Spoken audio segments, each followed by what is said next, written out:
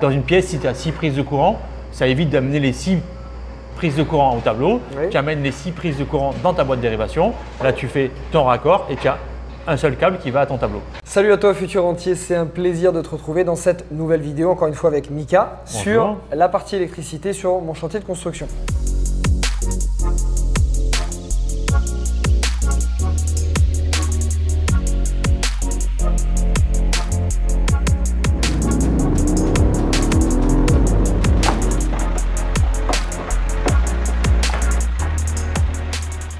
Donc je te rappelle le principe de ces vidéos, si tu me retrouves d'ailleurs pour la première fois dans ces vidéos, merci. Je fais construire actuellement 2 maisons que j'ai décidé de découper en plusieurs vidéos YouTube. Donc aujourd'hui on est sur le sujet de l'électricité et on va te parler de la boîte de dérivation. Donc Mika va nous expliquer ce qu'est une boîte de dérivation et à quoi ça sert.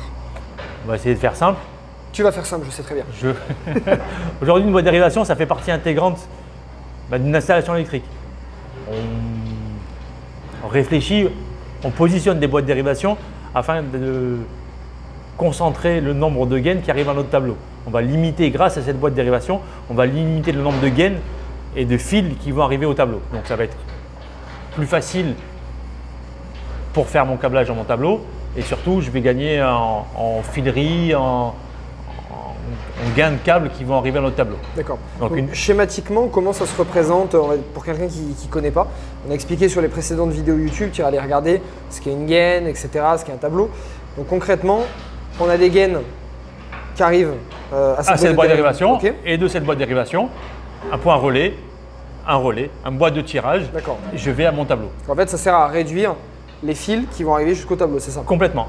Ça me permet de faire une jonction entre dans une pièce, si tu as 6 prises de courant, ça évite d'amener les 6 prises de courant au tableau. Oui. Tu amènes les 6 prises de courant dans ta boîte de dérivation. Là, tu fais ton raccord et tu as un seul câble qui va à ton tableau.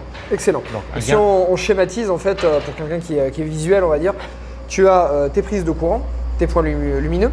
Tu as tes gaines avec les fils qui partent des prises et des points lumineux jusqu'à cette boîte de dérivation. Complètement. Donc, tu as plusieurs fils, admettons 10 fils qui arrivent à cette prise et à cette boîte de dérivation. Et de cette boîte de dérivation, il va y avoir peut-être un fil ou 2 fils qui vont partir jusqu'au tableau électrique. Et de la maison. C'est ça.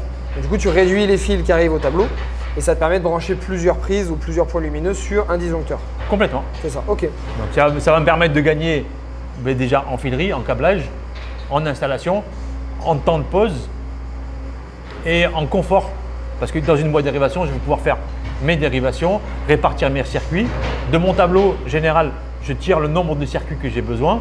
Je sais que je vais avoir besoin de 3 circuits prises parce que j'ai X prises qui ont été posées.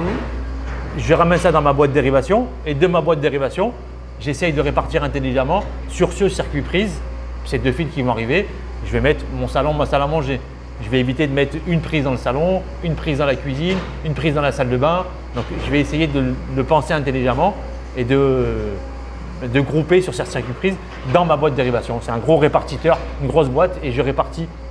Je m'en sers de répartiteur sur mon installation électrique. D'accord.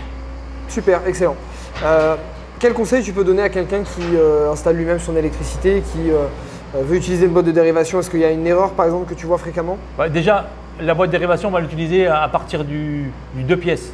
Un studio, pas trop l'intérêt de faire une boîte de dérivation, on amène au tableau. Ça coûterait plus cher la boîte que… Et puis la mise en œuvre et tout ça. On va commencer à la réfléchir, le positionnement de notre boîte de dérivation sur un plan électrique, dans une implantation de placard, quelque chose d'accessible. Des fois, on voit des boîtes de dérivation qui sont cachées derrière un frigidaire qui ne se démonte pas. Il faut démonter la moitié de la cuisine pour aller à cette boîte de dérivation. Donc au début, c'est facile, c'est bien, mais à l'utilisation, c'est plus bien. Quand on a une boîte accessible. Quand on a un dépannage à faire, quand on a une recherche à faire dans cette boîte de dérivation, parce qu'on en vient à revenir, il faut qu'elle soit accessible. On va la positionner souvent près de la cuisine, parce qu'on s'en sert là où il y a beaucoup de points de prise. Ça évite, plus je le mets près où il y a la quantité de prise, plus elles vont aller dans cette boîte de dérivation et de là, je vais partir à mon TGBT. Donc, je réfléchis, ça se pose pas n'importe où, dans un endroit accessible, judicieusement posé, ça va me faire gagner du temps, parce que je vais éviter de tirer des gaines jusqu'au tableau, de l'argent, parce que je tirais beaucoup moins de fils, parce qu'aujourd'hui le cuivre coûte très cher, et si moins je tire de fils, mieux je me porte, et puis un confort d'utilisation pour l'entretien et le dépannage. D'accord.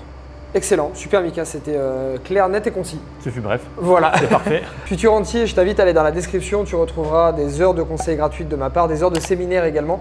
Je vais te parler de l'investissement immobilier, du crédit, de la fiscalité. Tu retrouveras également mon parcours, tous mes investissements immobiliers, les erreurs que j'ai faites, comment tu peux les éviter. Bref, tu auras énormément de cadeaux dans cette description, donc je t'invite à y aller.